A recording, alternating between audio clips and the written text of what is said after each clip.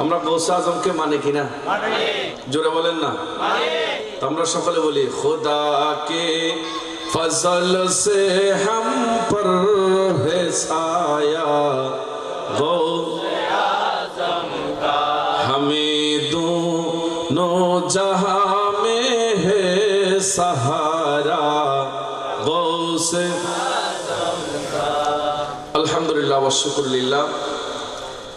মিরের কিল আশেকানে Maizbhandari association কমিটির উদ্যোগে পবিত্র ঈদে মিলাদুন নবী সাল্লাল্লাহু আলাইহি ওয়াসাল্লাম ও ফাতিহা ইয়াজদাহুম উদযাপন উপলক্ষে ষষ্ঠতম আজিমুশান মেজবান্ডারি সম্মেলনের শ্রদ্ধাভাজন সভাপতি অত্র এলাকার মুরব্বী আলহাজ মোহাম্মদ আবুল হাশেম আত্তারি সাহেব মদ্দাজিল্লুহুল আলিম, প্রধান অতিথি এদেশের বিখ্যাত আলেম দ্বীন জামানার শ্রেষ্ঠ মুহাদ্দিস উস্তাদ মুকাররম আল্লামা মুহাম্মদ নাজমুল হুসাইন নাঈমি কদমুকা আলা আইনি ওয়া আলা রাসি। বিশেষ করে মাহফিলের তকরিরাত বয়ানাত করেছেন মুফতি আহলে সুন্নাত মাওলানা মুফতি সলিমুল্লাহ আল কাদরি। প্রধান বক্তার বক্তব্য রেখেছেন নঈমউদ্দিন আল মেজবান্ডারি সাজ্জাদা নশীন নঈমাবাদ দরবার শরীফ। মাহফিলকে রৌনক করেছেন, ধন্য করেছেন এই এলাকারই সন্তান, এলাকারই গৌরব, দারুল ইসলাম ফাজিল ডিগ্রি মাদ্রাসার উপাধ্যক্ষ মাওলানা মারিফতুন নূর আল কাদরি সাহেব কিবলা। এসএম ফজলুল কাদের তালুকদার সাহেব বিশেষ অতিথি হিসেবে আছেন। উদ্বোধক হিসেবে যিনি উদ্বোধকের বক্তব্য রেখেছেন মোহাম্মদ নাসিম উদ্দিন সিকদার মেজবান্ডারি। বিশেষ করে বক্তব্য রেখেছেন আরেফিন শামসুল আরেফিন নিজামী মেজবান্ডারি, মাওলানা আহমদুল ইসলাম আল কাদরি সহ এই এলাকার আমার অতি সম্মানের মুরব্বী সমাজ, যুব সমাজ, পর্দার আড়ালে বসে মাহফিল শ্রবণরত আমার মা ও বোনেরা, আসসালামু আলাইকুম ওয়া রাহমাতুল্লাহ। আপনাদের কষ্ট হচ্ছে না? আল্লাহ তাবারক ওয়া তাআলার দরবারে শুকরিয়া আদায় করি, আজ দুই গৌসুল আজমের মাহফিলে আল্লাহ আমাদেরকে আসার তৌফিক দিয়েছে, বলি আলহামদুলিল্লাহ। গৌসুল আজম দস্তগীর এবং গৌসুল আজম মেজবান্ডারির দুই গৌসুল আজমের ফয়েজাত হাসিল করার সৌভাগ্য, সেই তকদীর, সেই খুশ নসিব আল্লাহ আমাদেরকে দিয়েছে। এবং আমরা আবেদন জানাই আজীবন আল্লাহ এই দুই গৌসুল আজমের তাজকিরা, স্মরণ, জিকির আমাদেরকে করার তৌফিক দান করুক, বলি আমিন। আমি ওই দুই দিকে লক্ষ্য রেখে কোরআনে কারীমা থেকে একটা আয়াত কারীমা পড়েছি, যে আয়াত আপনারা শুনেছেন। আল্লাহ বললেন আল আখিল্লাউ, এমন একটা দিন আসবে যেটাকে আমরা সকলে বলি ইয়াউমা ইজিন, বলতে আমরা সকলে জানি কিয়ামতের দিন। সকলে বলেন কোন দিন? আপনারা আমার কথা বুঝতেছেন? এমন একটা দিন যেটাকে বলা হোক কিয়ামতের দিন। বলেন কিসের দিন? আল্লামা জালালউদ্দিন সুয়ুতি রাহমাতুল্লাহ আলাইহি লিখলেন কিয়ামতের শুধু একটা নাম নয়, উনি বললেন কিয়ামত এটা আমরা একটা জানি, এরকম কিয়ামতের ময়দানের 500 নাম রয়েছে। সুবহানাল্লাহ। বলেন কয়টা? 500। তার মধ্যে একটা হচ্ছে কিয়ামতের ময়দান। বলেন না কিসের ময়দান? কিয়ামতের ময়দান। কিয়াম মানে আমরা জুমাবারে ইমাম সাহেব হুজুর নামাজের পরে যেটা করে দাঁড়িয়ে, এটাকে আমরা কি বলি? আরো জোরে বলেন না। আছেন আপনাদের এখানে? কিয়াম না বললে আর এবারে কি হই? ঘরে ঘরে খান না ইতারা হচ্ছে কিয়াম না জায়েজ, আর হচ্ছে কিয়াম জায়েজ। সুবহানাল্লাহ। ওই কিয়াম এটা আরবি শব্দ। বলেন এটা কি শব্দ? আরবি শব্দ। এটার বাংলা হচ্ছে দাঁড়িয়ে যাওয়া, থিয়েজন। কিয়ামতের ময়দান বলা হয় এই জন্য, এটা এমন এক ময়দান, মনে রাখবেন একটা মানুষ বেশিক্ষণ দাঁড়ায় থাকলে, বেশিক্ষণ যদি দাঁড়াইতে হয় তাহলে ওই মানুষের খুব কষ্ট হয়। সর্বক্ষণ দাঁড়ানো মানুষের পক্ষে সম্ভব নয়, আবার সবসময় বসে থাকাও কথা বলেন না, সবসময় বসে থাকাও, সবসময় শুয়ে থাকাও সম্ভব নয়। মানুষের প্রাকৃতিক গতভাবে অবস্থা হচ্ছে কিছুক্ষণ দাঁড়াইতে হয়, কিছুক্ষণ বসতে হয়, কিছুক্ষণ শুইতে হয়, কিছুক্ষণ হাঁটতে হয়, কিছুক্ষণ ঘুমাইতে হয়, আবার কিছুক্ষণ ঘুম থেকে উঠতে হয়। কি বলেন ঠিক না?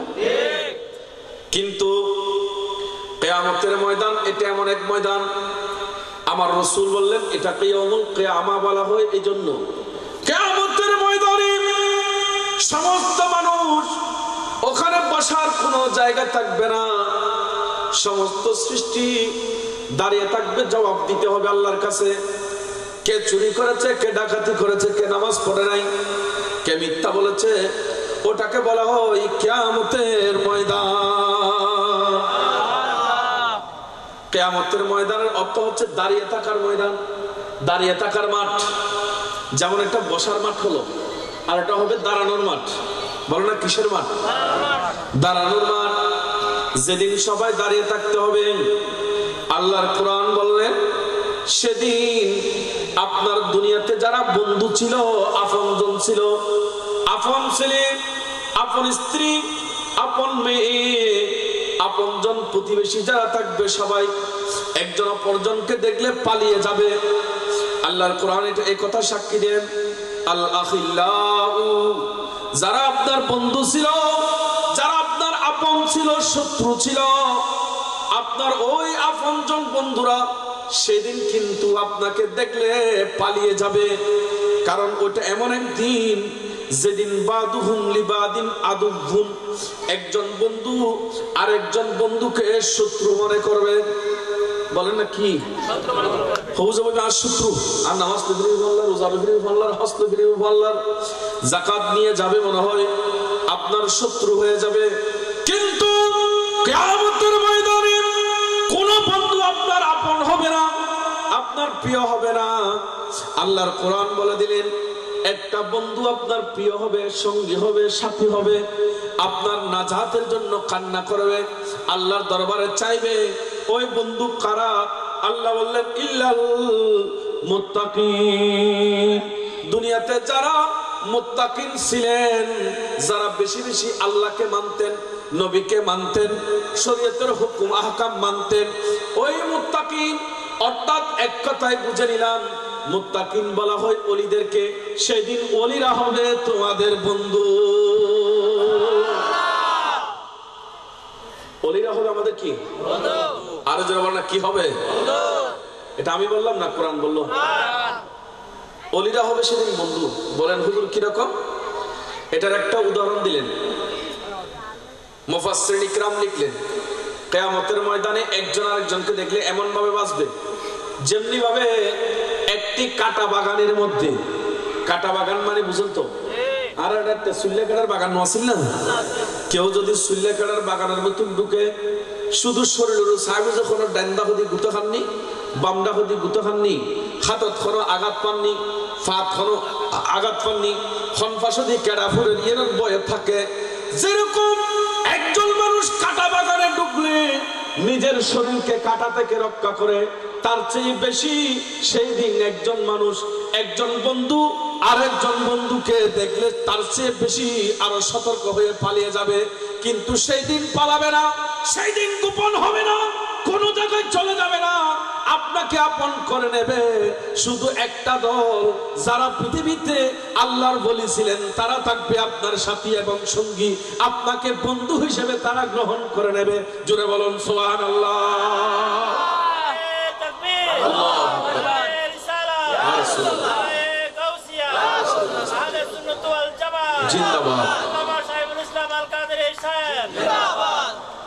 এরা হবে আপনার বন্ধু, আপনার সাথী, আপনার সঙ্গী। তো বোঝা যাচ্ছে ওলিরা কিয়ামতের ময়দান আমাদের লাভ করবে। বলো না কিয়ামতের ময়দান আমাদের, দুনিয়া তো আমাদের লাভ করে। অনেকে বলে ওলিদের দরবারে যেতে হবে না, বলে যে এরা কি দেবে? তো এরা তো সবকিছু দেয়, কারণ এদের কাছে দেওয়ার মতো ক্ষমতা দিয়েছে কে? আরো যে বলে কে? সেজন্য আমরা বলি ওলি আল্লাহ। ওলির অর্থ হচ্ছে বন্ধু। আল্লাহ মানে কার বন্ধু? আল্লাহর বন্ধু। আরো জোরে বলেন না, আল্লাহর বন্ধু। মনে রাখবেন, দেশের প্রধানমন্ত্রী যদি আপনাকে চাকরি দেয়, দেশের একজন এমপি যদি আপনাকে চাকরি দেয়, এমপির বন্ধু যারা থাকবে তারাও আপনাকে চাকরি দেওয়ার অধিকার রাখে, এমপির মাধ্যমে সুপারিশ করে আপনাকে দিতে পারে। এটা হচ্ছে দুনিয়াবি একটা ওয়াসিতা, দুনিয়াবি একটা মাধ্যম। তদ্রুপ মনে রাখবেন, আল্লাহর ওলি যারা, তারাও আপনাকে দিতে পারে, নিজ থেকে নয়, তারা আল্লাহর কাছ থেকে আপনাকে নিয়ে দেবে। জুড়ে বলুন সুবহানাল্লাহ। আল্লাহ আল্লাহ আল্লাহ লা ইলাহা ও আল্লাহ আল্লাহ আল্লাহ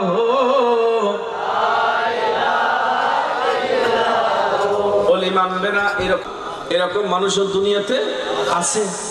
তো আল্লাহর কোরআন 11 নম্বর পারা সূরা ইউনূসের মধ্যে আল্লাহ বলে দিলেন যে ওলিদের ব্যাপারে আল্লাহ ইরশাদ করলেন, আলা ইন্না আউলিয়া আল্লাহ লা খাউফুন আলাইহিম ওয়ালা হুম ইয়াহজানুন। দেখেন, এগুলো আপনারা সবাই এমনি জানেন। এখানে আলা ইন্না দুটা তাকিদ নিলেন, বলেন না কয়টা? তাকিদ মানে আইন নারায়ণের গ্রাম্য ভাষা হই তাকিদ হয় যে উগ্র দেখো তোমার খবর গান হইউ, আর উগ্র হয় না খবর গান হইবা, অবশ্যই খবর গান হইবা। এই অবশ্যই জিবে হই ওভার গ্রান্টি দি এবারে আরবি ভাষা খোঁজে তাকিদ, বড় করে এখন না কি হয়, এটার নাম হচ্ছে তাকিদ। আল্লাহ কোরআনের মধ্যে যে কথা বলবে ওটাতে কোনো সন্দেহ নাই, কিন্তু আবার আল্লাহ তাকিদ দিলেন, তাও একটা নয়, দুটা তাকিদ। একটা হলো আলা আর একটা হলো ইন্না। আল্লাহ দুটা কেন লাগাই দিলেন? কিন্তু নামাজের কথা কোরআন শরীফের মধ্যে আছে আকিমুস সালাত, এখানে আলা ইন্না আকিমুস সালাত বলা হয় নাই। কিন্তু কোরআনে কারীমের মধ্যে হজের কথা এসেছে, যাকাতের কথা এসেছে, রোজার কথা এসেছে, মা বাবার সম্মানের কথা এসেছে, হজ যাকাতের কথা এসেছে, বড়দের সম্মান ছোটদের স্নেহের কথা এসেছে। কোথাও আল্লাহ এভাবে বলে নাই আলা ইন্না, আলা ইন্না দুটা তাকিদ নেন নাই। আউলিয়া কিরামের কথা যখন বলতে গেলেন তখন দুটা তাকিদ নিলেন। এখন কথা হচ্ছে, কোরআন এমন কিতাব যেই কিতাবের মধ্যে কোনো সন্দেহ নাই। আরো যেমন সন্দেহ নাই। যদি কেউ বলে একটু একটু সন্দেহ আছে, এটা কি ইমানদার হতে পারবে না? সাথে সাথে ইমান ক্যান্সেল, মুমিন থাকবে না। আল্লাহর কালাম এই কথা সাক্ষী দিচ্ছে। আল্লাহ বললেন ওলিকে মানবে না, এরকম কিছু জাতি সৃষ্টি হবে। ওলি মানবে না, ওলির কারামত মানবে না, ওলির ফয়েজাত মানবে না, ওলির কারামতকে অস্বীকার করবে, এরকম একটা দল বের হবে। সেজন্য ওই আয়াতের শুরুতে আল্লাহ ব্যবহার করে দিলেন আলা ইন্না। আলা মানে সাবধান, ইন্না নিশ্চয়। যখন তোমরা ওলির কথা বলবা তখন খুব সাবধানে বলবা, নাহলে তোমাদের বিপদ হওয়ার সম্ভাবনা রয়েছে। সব কোরআনে কারীমের আয়াত বলতেছে, নোট করেন যদি কারো সন্দেহ লাগে। 11 নম্বর পারা সূরা ইউনূস আপনার 62 নম্বর আয়াত। এই আয়াতের মধ্যে আল্লাহ বললেন, দুটা তাকিদ নিলেন। বুঝাতে চাচ্ছি, নামাজের ব্যাপারে এত তাকিদ নাই, রোজার ব্যাপারে এত তাকিদ নাই, ওলির ব্যাপারে তাকিদ নিলেন। তাও ওলিয়ুন বলে নাই, আলা ইন্না ওলিয়ুন এই কথা বলে নাই, বলেছেন আলা ইন্না আউলিয়া আল্লাহ। ওলির বহুবচন হচ্ছে আউলিয়া। বলেন না ওলির বহুবচন কি? আউলিয়া। আরো জোরে বলেন ওলির বহুবচন কি? আউলিয়া। বহুবচন মানে আমরা বুঝি এক বছর, মানে যে কোনো একটা জিনিস বুঝালে তখন কি বলে? বড় করে এখন এক বছর হন না, এই দুইয়ান হলি আর ওই মধ্যে দ্বিবচন আছে। বাংলাতে কিন্তু দ্বিবচন নাই। আর ওই মধ্যে দুইয়ান হলি এবারে তাসনিয়া হয় দ্বিবচন, দুইয়ের অধিক তিনের তুন বেশি হলি এবারে হয় যে বহুবচন। ইউত আল্লাহ এল্লেরা হয় আলা ইন্না ওলিয়ুন আর ওলিতুন এল্লে হলি উগলি বুঝাইতু। কিন্তু আল্লাহর কোরআনের ভিতর আল্লাহ বলেছেন আউলিয়া, বহু বছর নিয়েছেন শুধু একজন, যতগুলো আউলি দুনিয়াতে আসবে। আল্লাহর কালাম সাক্ষী দিলেন কোন বলির থেকে কোনো ভয় নাই। ওই ভয় আল্লাহ পাক তাদের কাছ থেকে নিয়ে গেলেন এবং তাদের কাছে কোনো পেরেশানিও নাই, কারণ আল্লাহ পেরেশানি দূরীভূত করে তাদেরকে ওই মাকাম দান করলেন। জুড়ে বলুন সুবহানাল্লাহ। আল্লাহুম্মা সাল্লি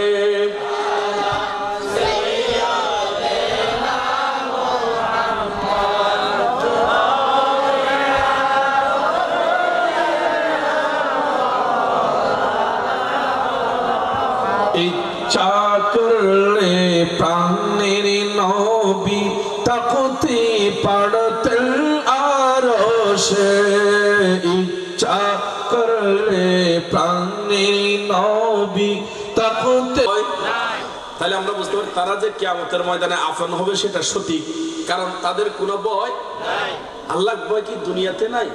আল্লাহ আয়াতের পরে ব্যাখ্যা করলেন, বলেছেন না না তারা তাদের দুনিয়ার ভয়ের কথা বলে নাই। আল্লাহ বলেন লাহুমুল বুশরা ফিল হায়াতিদ দুনিয়া ওয়া ফিল আখিরাহ। তাদের ভয় নাই, ওই সুসংবাদ শুধু দুনিয়ার জন্য না, এটা আখিরাতের জন্য, অর্থাৎ কিয়ামতের ময়দানের জন্য।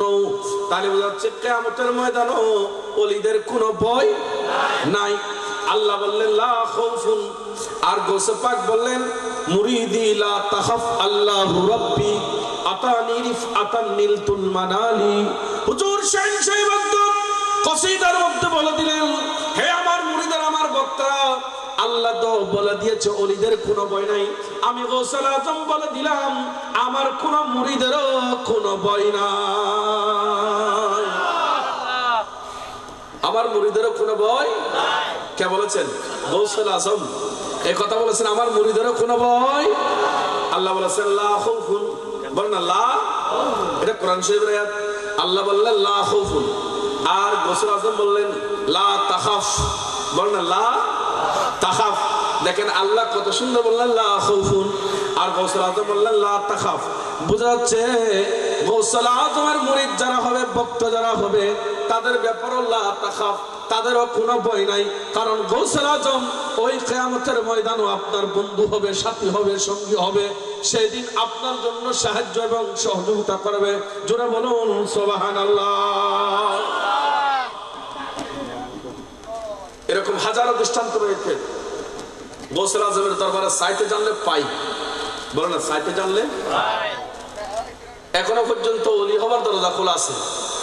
আজ মাঝবান্ডার দরবার শরীফ থেকে ফয়জাত পেয়ে হাজার হাজার মানুষ ওলি হয়েছেন। কি বলেন, ঠিক না? গৌসুল আজম মাঝবান্ডার দরবার থেকে ফয়জাত পেয়েছেন, রহমত পেয়েছেন, তাওয়াজ্জু পেয়েছেন। এরকম হাজারো মানুষ রয়েছে, হাজারো জিন জাতীয় রয়েছে। এটা হচ্ছে আল্লাহর ওলি। গৌসুল আজমকে আল্লাহ দিয়েছেন আর উনি সৃষ্টি জগৎকে দিয়েছেন। জোরে বলুন সুবহানাল্লাহ। ওলির পরিচয় কোরআনে কারীমের মধ্যে এসেছে। ওলি বলা হয় তাদেরকে আল্লাযীনা আমানু ওয়া কানু ইয়াত্তাকুন। আল্লাহ বললেন ওলি তারা যারা ঈমানদার, বললেন যারা কি ঈমানদার, এবং যাদের কাছে তাকওয়া আছে, তারা হচ্ছে ওলি। বলেন তারা হচ্ছে ওলি। এখন বলেন ঈমানদার, এটাকে ঈমান, ঈমান শব্দের অর্থ হচ্ছে বিশ্বাস। বললাম ঈমান শব্দ অর্থ কি বললাম? বিশ্বাস। ওই বিশ্বাসকে তিন ভাগে ভাগ করলেন। বলেন না কয় ভাগে? একটাকে বলা হয় আইনুল ইয়াকিন, আর একটাকে বলা হয় ইলমুল ইয়াকিন, আর একটাকে বলা হয় হাক্কুল ইয়াকিন। এগুলো আসলে আমি যেগুলো এগুলো ক্লাসের মধ্যে যেগুলো বাচ্চাদেরকে আমরা পড়াই, কিছু না কিছু নিয়ে যেতে হবে। শুধু এমনি আসলাম, কয়েকটা ঘটনা শুনলাম, এরপরে চলে গেলাম, কিছু না। আপনারা কোন একজন বাতিল যখন আমাকে জিজ্ঞেস করবে, আপনাকে জিজ্ঞেস করবে, তখন আমরা কোনো একটা প্রশ্নের উত্তর দিতে পারবো না, এরকম না। বলবেন হুজুর এই তিনটা বিশ্বাসের তিনটা স্তর রয়েছে, ঈমানের এই তিনটা স্তর। বলেন না কয়টা স্তর? একটা হচ্ছে ইলমুল ইয়াকিন, বলেন সবাই কি বললাম? আর একটা হচ্ছে আইনুল ইয়াকিন, বলেন কি বললাম? আর একটা হচ্ছে হকুল ইয়াকিন, বলেন নাকি? হকুল ইয়াকিন। ইলমুল ইয়াকিন মানে জানা, আইনুল ইয়াকিন মানে দেখা, আর হকুল ইয়াকিন মানে কি হয়েছে, ওটার বাস্তব রূপ হাকিকত ঘটনা কি, ওটা বাস্তব জানার নাম হচ্ছে হকুল ইয়াকিন। জোরে বলুন সুবহানাল্লাহ। বলেন হুজুর একটা কোরআনে কারীমের কোন দলিল আছে নি? কোরআনে কারীম যখন খুললাম একটা দলিল পেলাম, আল্লাহর নবী হযরত ইব্রাহিম আলাইহিস সালাতু ওয়াস সালাম নদীর পারে গেলেন। বলেন না কোথায় গেলেন? আরো জোরে বলেন কোথায়? নদীর পারে গেলেন। গিয়ে যখন ঘুরতেছে ওই সময় দেখলেন নদীর পারে একটা মরা দেহ, মৃত্যু দেহ।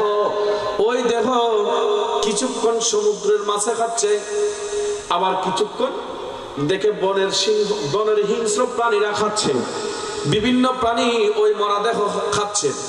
এটা দেখে উনি আল্লাহর দরবারে আবেদন করলেন, আল্লাহ আপনি নাকি মৃত্যুকে জীবিত করবেন, কিভাবে একটু আমি দেখতে চাচ্ছি। রব্বি আরিনি কাইফা তুহিল মাউতা, আল্লাহ আপনি তো মৃত্যুকে জীবিত করবেন, কিভাবে করবেন আমি ইব্রাহিম একটু দেখতে চাই। আল্লাহ বললেন কি আপনার বিশ্বাস না আমি যে মৃত্যুকে জীবিত করব?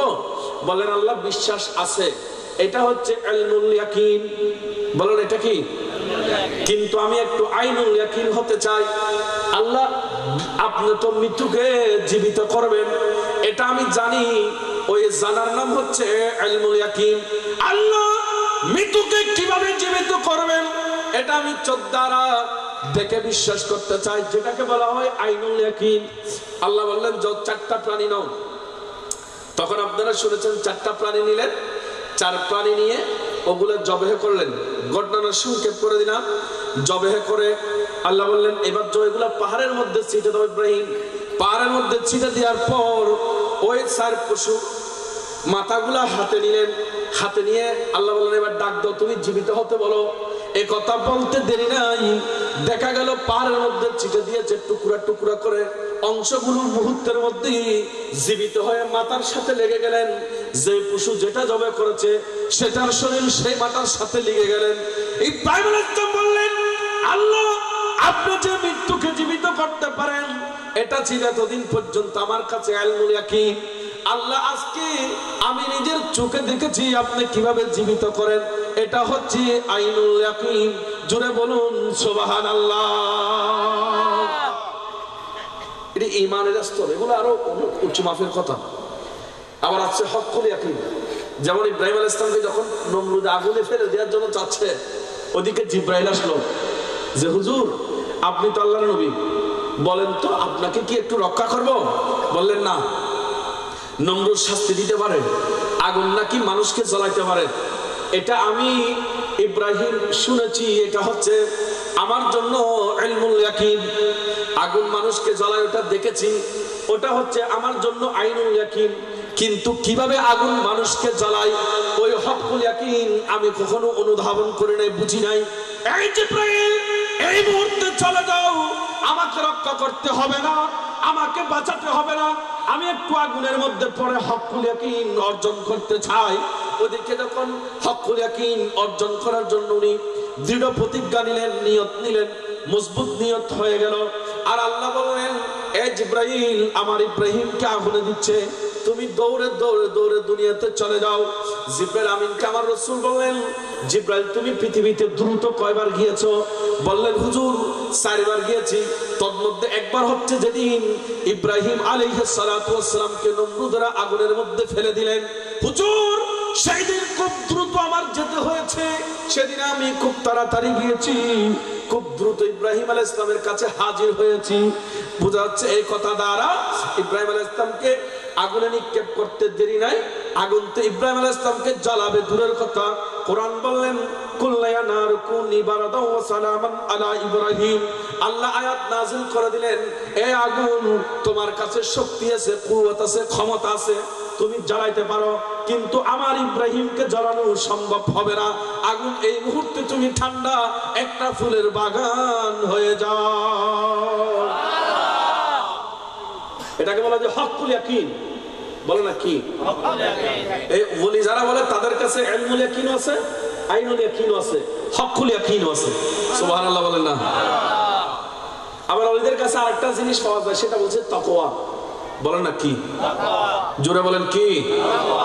তাকওয়া মানে খোদাভীতি, আল্লাহর ভয়। বলেন তাকওয়ার অর্থ কি বললাম? আল্লাহর ভয়। বলেন হুজুর আল্লাহর ভয় মানে কি? আল্লাহর ভয় মানে গুনাহ ছেড়ে দিয়া ভালো কাজ করা, এটার এক নাম হচ্ছে আল্লাহর ভয়। বলেন না কার ভয়? বহু মানুষ বহুদিন গুনাহ করেছে, হঠাৎ করে যখন গুনার কথা মনে পড়ে হুজুরের ইমাম সাহেব হুজুরের কাছে চলে আসে, হুজুর আমাকে একটু তওবা ফরাই দেন, আমি অনেক গুনাহ করেছি আর গুনাহ করব না। এই তওবা করলেন, তওবা করে যে আপনি নামাজের দিকে আসলেন, মসজিদের দিকে আসলেন, আউলিয়া কেরামের দরবারের দিকে গেলেন, এটাকে বলা হয় তাকওয়া। বলেন না কি বলে? তাকওয়ারও তিনটা স্তর রয়েছে। বলেন কয়টা স্তর? একটাকে বলা হয় তাকওয়ায়ে আম, আরেকটা বলা হয় তাকওয়ায়ে খাস, আরেকটাকে বলা হয় তাকওয়ায়ে আখাসুল খাস। কয়টা? তিনটা। তো তাকওয়ায়ে আম, তাকওয়ায়ে খাস, তাকওয়ায়ে আখাসুল খাস, এরকম তাকওয়ার অনেক উদাহরণ। তার মধ্যে আপনার তাকওয়ার একটা উদাহরণ হাকিমুল উম্মত মুফতি আহমদ ইয়ার খান নাইমি রাহমাতুল্লাহ আলাইহি দিলেন। নিজামউদ্দিন মাহবুব ইলাহি থেকে একটা ঘটনা বর্ণনা করলেন। নিজামউদ্দিন মাহবুব ইলাহি বললেন, নদীর পারে একজন বুজুর্গ আল্লাহর ইবাদতের মধ্যে ছিলেন। উনি একদিন খানার আয়োজন করে ওনার স্ত্রীকে বললেন, এই আমার স্ত্রী হো আমার বউ, তুমি একটা কাজ করো, এই সমুদ্রের ওই পারে একজন আল্লাহর ওলি আছে যিনি আল্লাহর ইবাদতের মধ্যে রত, তুমি দৌড়ে যাও, আমার ওই আল্লাহর ওলিকে এই খানাগুলা খাওয়াই আসো, সংক্ষেপ খানাগুলা খাওয়াই আসো। বললো যে আমি নদী কিভাবে পার হবো? নদী তো মহৎ। বললেন নদী পার হওয়ার জন্য তোমার নৌকার প্রয়োজন নাই, স্টিমার লঞ্চের প্রয়োজন নাই, তো কিভাবে পার হবো হুজুর? নৌকা কাল লাগবে না তোমার, সমুদ্রের পাহাড়ে গিয়ে তুমি বলবা, এই সমুদ্র আমি এমন একজন মানুষের কাছ থেকে আসছি, এমন একজন ব্যক্তি আমাকে পাঠিয়েছে যিনি কোনদিন আজ 30 বছরের মধ্যে কোনদিন নিজের স্ত্রীর সাথে থাকে নাই, নিজের স্ত্রীর সাথে থাকে নাই, ওরকম একজন মানুষ আমাকে পাঠিয়েছে। বউ আছে যখন কি 30 বছর ভিতর আল্লাহ সংসার করে, প্রত্যেক দিন আরাম আরাম সংসার করি, এবার হচ্ছে 30 বছর পর্যন্ত স্ত্রীটা শোনা যায় পর হজিবে খন্ডের কথা বলে যে না তুমি বলিও দেখি, তাহলে পরীক্ষা করে দেখি আমার স্বামী কিরকম, কত যোগ্যতা হাসিল করেছে। এই কথা বলে সমুদ্রের কাছে যখন গেলেন, আমি এমন একজন ব্যক্তির পক্ষ থেকে এসেছি যিনি 30 বছর স্ত্রীর সাথে মুআমালাত করে নাই, স্ত্রীর সাথে দেখাশোনা করে নাই, স্ত্রীর সাথে সহবাস করে নাই, এমন একজন ব্যক্তির কাছ থেকে আসলাম। এই কথা বলতে বলতে সমুদ্রের মধ্যে পার হওয়ার জন্য ব্যবস্থা হয়ে গেল দৃশ্য থেকে। ওই পারে পার হয়ে দেখলেন বুজুর্গ ইবাদতরত, নিয়ে বললেন হুজুর খানাগুলো একটু খান, খানা দিয়ে দিলেন। খানা খাওয়া শেষ, বললেন হুজুর এখন পার হবো কিভাবে, সমুদ্র কিভাবে পার হবো? উনি বললেন যাও সমুদ্রকে বলবা আমি এমন একজন ব্যক্তি আমাকে পাঠিয়েছে যিনি 30 বছর পর্যন্ত খানা খাই নাই। বছর এখন মেহফিল এখন যে ক্রিয়েটের মাত্র একটা ভাত খাওয়াইলাম, এবার 30 বছর না খাই খোঁজে ঘটনা তো বুঝলাম। তাচ্ছে যাক হই যে টাকা যাই পরীক্ষা করে দেখি, পরীক্ষা করে চাই ফরিবের খতায়ন কি, এই ফকির কি বলেছেন একটু পরীক্ষা করে দেখি। সমুদ্রের পারে এসে বললেন, এই সমুদ্রের পানি 30 বছর পর্যন্ত খানা খাই নাই, এমন একজন বুজুর্গ এমন একজন ফকির আমাকে পাঠাইছে। এই কথা বলতে দেরি নেই, সমুদ্রের মধ্যে রাস্তা হয়ে গেল রেডি, ওনাকে পার হওয়ার জায়গা করে দিলেন। এসে নিজের স্বামীর কাছে আদবের সাথে প্রশ্ন করলেন, হুজুর কারণ কি? 30 বছর পর্যন্ত স্ত্রীর কাছে যান না, এটার রহস্য কি? আর ওই ব্যক্তি মাত্র ভাত খেয়েছে, 30 বছর পর্যন্ত খায় না, এটার অর্থ কি? বললেন এটার অর্থ হচ্ছে আমি তোমার সাথে মুআমালাত করেছি, সহবাস করেছি, আমার যৌন ক্ষুধা মিটানোর জন্য নয়, স্ত্রীর হক স্বরূপ তোমার সাথে মুআমালাত করতে হবে, আল্লাহকে রাজি করার জন্য আমি তোমার সাথে সহবাস করেছি। আর যেই ব্যক্তি ভাত খায় না বলেছেন, উনি ভাত খেয়েছে পৃথিবীতে গুনাহ করার জন্য নয়, চুরি করার জন্য নয়, খানা খেয়েছে আল্লাহকে রাজি করার জন্য, আল্লাহর ইবাদতের জন্য। সেজন্য সেটা বুঝেছেন 30 বছর পর্যন্ত কোনোদিন গুনাহ করার জন্য খানা খাই নাই, খানা খেয়েছে আল্লাহর ইবাদত করার জন্য। দেখুন নিয়ে রাখো তাকওয়া, মানে জিয়ান খাবেন খোদাল্লাহ সুবহানাল্লাহ না ইয়া তারা বোধ কে খাইতে খাইতে খাইতে খাইতে ফ্যাট নিচুর গোবজ্জি উরুর গোবজ্জি গলার তুন একবারে এডে পর্যন্ত আসি দেখ বাইরে কিন্তু তারপরে কোনো মুনাজাত হয় না মুনাজাত কিন্তু আল্লাহ যে খাইয়ে তোরা মুনাজাত করো আলহামদুলিল্লাহিল্লাযী আত'ইমান আত'আমানি ওয়াসকিমান সাকানি খানা খানার পরে দোয়া নাই না নবী সুন্নাত কই দোয়াও ফরনান হযা খাইয়ে তোরা তুলি আদরমান তুলি আলহামদুলিল্লাহিল্লাযী আত'ইমান আত'আমানি ওয়াসকিমান সাকানি আল্লাহ তোর প্রশংসা আদায় করলাম বড় নিয়ামত খাবাই আল্লাহ বেশি খুশি হই দিল্লান টান রই আল্লাহ আল্লাহ রে এই খানাগিন বেগিন খাদি তো নিয়ামত আল্লাহ গুনাহ করতেন না ফরাত করতেন না চুরি করতেন না ডাকাতি করতেন না আল্লাহ তোর প্রশংসা করি তোর তারিফ করি তোর গুণগান করি এবং আল্লাহ তোর কাছে দোয়া করি দিই যে মানুষ বহুত কষ্ট করি আর খানা খাওয়াই আল্লাহ তুই আজীবন ইবাল্লাহ খানার ব্যবস্থা করি তো আল্লাহ যে মানুষ আরে ফান করাই আল্লাহ আর জীবন দুধ খাওয়াই চা খাওয়াই আল্লাহ জীবনে পানীয় বস্তু পান করিবার ব্যবস্থা করে দি আল্লাহ রে তুই ইবারও পান করিবার ব্যবস্থা করে দাও বড় করে কোন সুবহানাল্লাহ আল্লাহ আল্লাহ আল্লাহ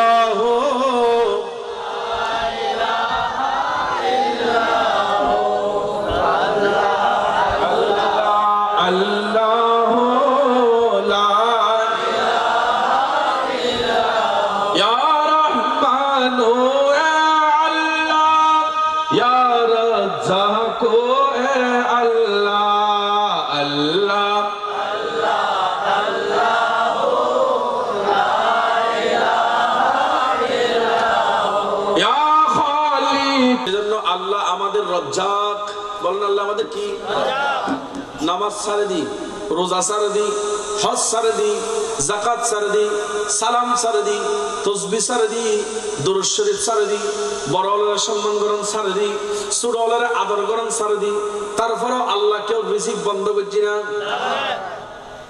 আর আল্লাহ অনল্লাহ কারা খুঁজলি বাড়ি গাড়া পর্যন্ত বন্ধ করে দেন না দেন আর একজন খুজ্জলি প্রতিবেশী হল ফারাইল লোক খুজ্জলি নিজের গাড়া পর্যন্ত বন্ধ করে দেয় ফাইকুর ফানি খালি ফানি বন্ধ করে দেয় ফরুদ গোসল করলি গোসলখানা বন্ধ করে দেয় রাস্তা দিয়ে যালি রাস্তা বন্ধ করে দেয় কিখন ঠিক দেবে ঠিক সুযোগ পাইলি ছুরি মারি দেয় কিন্তু মুসলমান একবার ভাবিস এতে কি গুনাহ করলাম আল্লাহর দন্নে খানা খেলাম আয় একখান খেরু দিয়ে সেটা তো আল্লাহর দাম দিয়ে কিন খেলাম ফারুল দেখকান বাইম গাছ রুদি যারে বাইম দি যেগিন খাইলাম একখান বরখুরি গাছ রুদি যারে বরখুরি দি দেগিন খাইলাম আল্লাহর দিকে নিয়ামত খাজি আল্লাহ তারপর কোনদিন নামাজ ন বললাম রোজা রাখলাম হজ ন বললাম যাকাত ন দিলাম আল্লাহ কোনদিন রিজিক বন্ধ ন করে কি কোন ঠিক নেবে ঠিক আল্লাহ একদিন খাওয়ার কারণ কি আল্লাহ কইছে বান্দারে তোরা একদিন না একদিন বুঝিবি যেদিন না বুঝি ইবাদত করিবি আর কোনদিন ইবাদত ন ছাড়বি কারণ বান্দায় যত আল্লাহ আল্লাহ করিব আল্লাহ তুমি বেশি ভালো লাগে তখন বান্দার মর্যাদা বাড়া দিব বড় করে কোন সুবহানাল্লাহ তাহলে খোদা কি তাকওয়ার দরকার আছে তাহলে আমরা নিয়ত করে নি এই দুনিয়াতে আল্লাহর ওলিরা আল্লাহর হুকুম মেনে ওলি হয়েছে কি বলেন ঠিক না হন না ঠিক না আল্লাহর হুকুম না মানিয়ে লই দেনা মানিয়েই দে তাকওয়া মানে কি রকম দেখেন হুজুর গৌসে পাক আজকে যার ফাতিহা হচ্ছে যেটাকে ফাতিহা ইয়াজদাহুম এখানে লেখা হয়েছে এই গৌসে পাকের ফাতিহা হচ্ছে গৌসে পাক রাদিয়াল্লাহু তাআলার জীবনী যখন স্টাডি করলাম দেখলাম হুজুর 40 বছর পর্যন্ত এশারের নামাজের উজু দিয়ে ফজরের নামাজ পড়েছে স্টাডি করলাম আরে রাতে মানুষ